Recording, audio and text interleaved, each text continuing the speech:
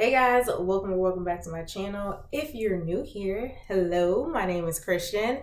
Today we are in episode 5, the final episode of my Battle of the Stronghold Gels. I have my notes here. I'm going to go ahead and give you basically a quick recap of all 4 gels that I've used in the order that I used. And then at the end, I will show you the ranking of the 4 gels.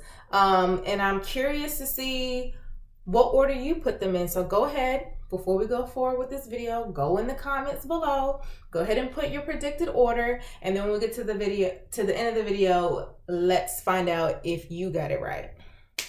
All right, so first up that I used, the Extreme Gel. This used to go under the name of Wetline. If you've been using this for any length of time, you know that it used to come in a green container like this. Then they switched to a blue top, and now it is back to the green. They did change the formula a little bit along the way, but it's still a winner in my book. So I had major definition, a strong cast, which I love. If you don't like gel cast, this is not the gel for you. But over here, we love a good strong gel cast. I had a ton, and I do mean a ton of shrinkage. So keep that in mind. It's definitely a buildable gel. I was able to refresh my hair along the time that I had it in the wash and go without flaking or anything like that, and my curls were super comfortable when I used this. I did have to manipulate it to kind of make it bigger, have more volume, which is cool because it had the strong cast, so it could withhold that without getting super frizzy or me losing a lot of that definition. It could really stand up to a lot of manipulation, so I love that. And this is a cheap gel, so this is a 17.63 ounce. I don't remember exactly, but I want to say this is like $4-ish. I'll leave links for everything down below so you guys can check it out. I don't know if it still comes in a big jug. When I went and bought this was the only size they had. I normally get it from Sally. You used to be able to find it at Walmart. I'll see if you still can leave you guys a link for that. But for 17.63 fluid ounces, for this to be around the $4 to $5 mark, this is a bargain of a gel. The big tub I think was like 36 ounces, and that used to be like $5.99 at Sally's. Don't know if it still is, but even if it went up in price, because you know, inflation, it's still a really good deal, and you get great results. I don't really know of many people, when I've seen their videos on YouTube, that didn't like it. I'd say it's a small percentage. I will tell you it's not the best ingredient, so make sure you have a good quality leave-in, cream, styler, whatever underneath this. If you're into the whole like curly girl method, I don't know if that's really still a thing anymore. I never went by it, but I don't think this is anywhere near close to fitting under that. So keep that in mind. But it is alcohol free, and it does have aloe vera in it. First ingredient is water. Second ingredient is glycerin. My hair loves glycerin. It's a humectant, so it's going to draw in moisture. If your hair doesn't like it, I won't say do not use it. Be mindful if you're going to use this. Aloe vera is the last ingredient on the list out of 1, 2, 3, 4, 5, 6, 7, 8, 9, 10, 11, 12, 13, 14. Last out of 14 ingredients. So it's not a super long ingredient list in comparison to a lot of products that's out there. But if you know anything about product labels, if it's at the end of the ingredients list, it's the least amount in the product. So just a disclaimer to y'all, but definitely gonna always keep that in the arsenal. The second gel that I used was the Curlsmith In-Style Shower Fixer. I'll leave the video up in the iCards from when I tried this the first time, and it was okay, but I was like, this ain't no stronghold gel. But I was thinking about it after some time had passed, and I said, you know what? I think it's the product that I used underneath it was too heavy. It needed something lighter. So that's kind of, I think, what sparked this whole battle of the stronghold gels. Because I was like, oh, well, I wonder how we would compare using different products underneath, like the same products underneath all these different gels. So everything has the same foundational start, and then compare. So this one is the most expensive out of all the products. So keep that in mind. But they have the best ingredients out of all the gels. It is a level 10 extreme hold according to their scale. It's got ingredients like rose of Jericho, aloe vera juice, apricot kernel, black pepper oil, wild sunflower, mashed avocado, cruelty-free, no sulfates, no silicones. It's vegan, no parabens, no minerals, no phthalates, no DEA. Looking at the rest of these ingredients, it's not a super long ingredients list either, but they've got like sage, avocado oil, basil. So definitely amazing product. So it's pricier, but you're getting much better ingredients. So I definitely think if you have the coins to spare, give it a try. Check them out. They have sales all the time on their website. I got a bunch of stuff on Black Friday, so keep that in mind. It's not that far away, so you can go ahead and start planning for that now. So it had great definition. It had a very strong gel cast. I would put it second to Extreme's gel cast. I had less shrinkage, but more volume. My hair did not clump together nearly as much, I'd say almost not really at all, in comparison to the Extreme Gel. So it gave me a different look and I loved it. Day one, fire. Like seriously, I would say if I needed my hair to look picture perfect day one, that would be the gel that I would go to. I didn't have to do a lot of manipulation to get the shape that I like, to get the volume that I wanted, to get everything kind of even on day one.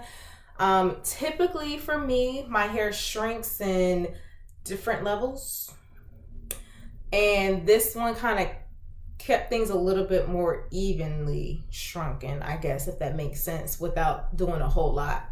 So I really like that. So it was easier to shape, less manipulation was needed. I was able to just throw my bonnet on and go to bed a lot of the nights that I had that wash and go without doing any banding. So usually I'll band my hair to keep the length. I didn't have to do that. So I love that. I was able to go further along without touching it up. I will say, on the note of touch-ups, it does get a little bit of a build up to it, or a little bit of flakiness. I did notice on the tail end of the 2 weeks. So I think there's kind of a sweet spot that I could figure out of where to stop when it's like, okay, I need to wash my hair before I start flaking.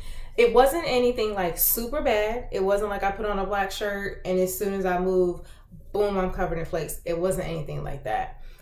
But you could kind of notice in the front, because that's the area that I really touched up, because that's the part that everybody really sees. I wanted that to look as good for as long as possible. So it did, I will say, it left a little bit of waxiness on my hands. While I was doing the wash and go, it was a little bit sticky on my hands, but during the week when my hair was, like, of course, dry, I do touch my hair a lot, which I need to do better about not doing.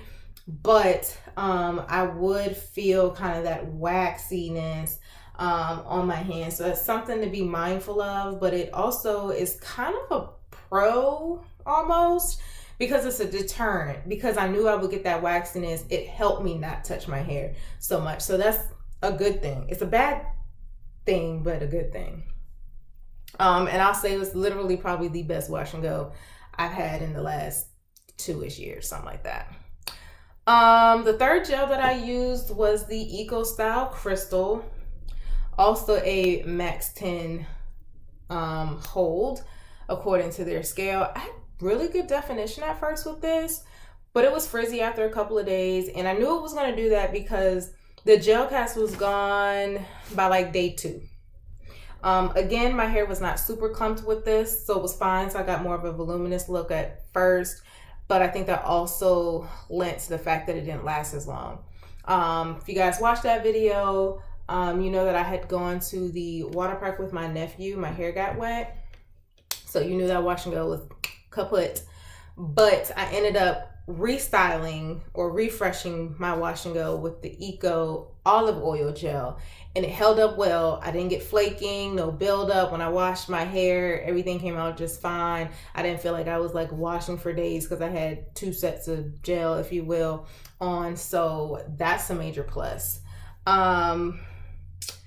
Then the 4th and final gel that I used was the KC by KeraCare Gelessence Super Hold Gel.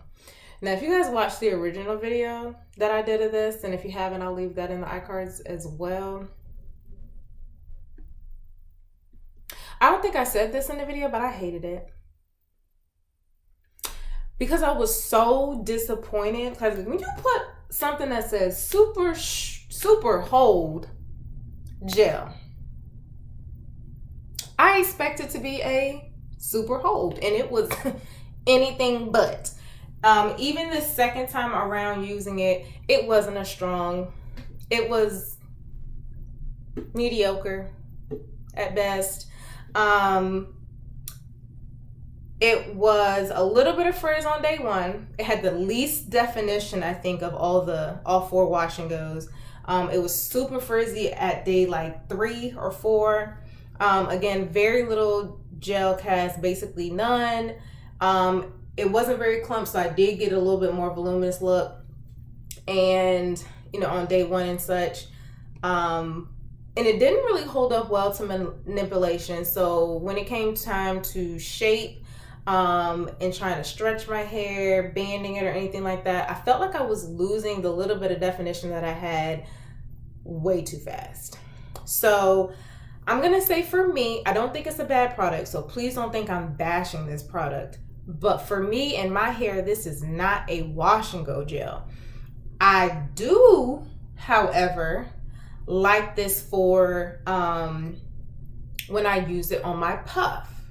So it gives me like a flexible hold, I'll almost say. So it gives me enough to keep everything neat and everything like that, but without putting a lot of extra tension on my edges and things like that. So I definitely will continue to use this when I want to do my puffs. I didn't notice any flaking, so I think that it will do well. Like if I had my hair in a wash and go with another gel, and then I didn't want to use that same gel to put it up in a puff, I think I could use this on top and not really worry about flaking or a lot of buildup or anything like that. So I'll definitely go ahead and finish it. I have about maybe a third of it left. I have used this gel on my mother's hair as well. I recently did a perm rod set on blown out hair, so her hair was just like how mine is now, and then I ended up rodding it, and I used this to give her a little bit of extra like hold and a little bit of a shield against the humidity outside. But it was super easy when I took her hair down to manipulate it, fluff it, all that good stuff. So this video is getting kind of long, so let's go ahead and wrap this up. So get your answers. I hope you went ahead and commented down below which order you thought I was gonna like these gels in. So let's see if you were right. My favorite, which shocked me, y'all. It shocked me because I didn't know, but the Curlsmith in Shower Style Fixer. This is going to be my #1 gel for wash and go, especially when I want my hair to be picture perfect on day 1 and I'm looking for longevity out of it. A very close second is gonna be my Extreme Gel. Again, they do give me 2 different looks day one, but as far as longevity, as far as the level of hold and gel cast that I got, they are very similar. But I think just because of how my hair felt, the way that I think like the moisture level stayed in my hair and things like that, and just the way it looked on day one and how I feel like it was just a little bit more picture perfect without a ton of manipulation, I gotta give this number 1, and I'm gonna go ahead and give this 2nd place. And then 3rd is going to be the Eco Style. And then 4th, of course, is the KeraCare. So I hope you guys enjoyed watching me try out all 4 of these wash and goes. I hope that you will try one, some, or all of them yourself. Make your own opinions. I'm very interested to see if you guys come up with the same order of preference. If yours is a little different from mine, or whatever the case may be. So if you guys end up trying any of these gels, please come back and comment down below and let me know your thoughts and your views, or comment on the original videos and tell me what you thought about them. So yeah, I appreciate you guys for sticking around. I know these videos have been spaced out, but thank you guys so much for sticking with me until episode 5. And let me know if you liked the fact that I did like this series. This was my first series. I've seen a bunch of other YouTubers do things like this, and so I wanted to kind of give it a try myself. But as always, thank you guys so much for watching. If you haven't already, please subscribe, like, comment, and share. I appreciate all your guys' support. And let me know if you want to see a Bantu knot. That's why I have my hair blown out. I am going to install some Bantu knots and see how those turn out. So if you guys want to see that, let me know down below. If it turns out good, I'll film it. If it don't turn out good, y'all will just get another video, or maybe I'll try it with different products. We'll see. Maybe I'll try it on wet hair. I don't know, but they just take so long to dry with wet hair. But anyways, I will see you guys in my next video.